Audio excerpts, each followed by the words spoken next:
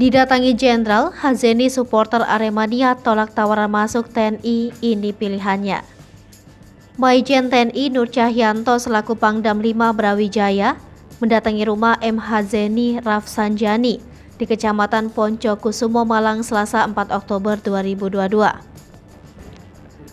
Kedatangan Jenderal TNI Bintang 2 ini guna meminta maaf kepada Hazeni yang menjadi korban tendangan kungfu oknum tentara pada peristiwa tragedi Kanjuruhan.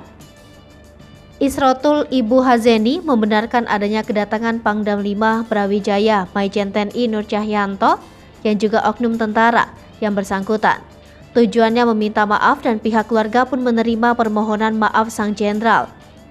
Selain meminta maaf, Isrotul mengatakan sang jenderal sempat bertanya apa cita-citanya Hazeni. Bahkan sang jenderal menawarkan Hazeni kalau mau jadi tentara dipersilakan. Namun Isrotul mengatakan bahwa Hazeni anaknya ini tidak mau atau menolak menjadi tentara. Saat itu Hazeni menjawab cita-citanya ingin jadi wirausaha.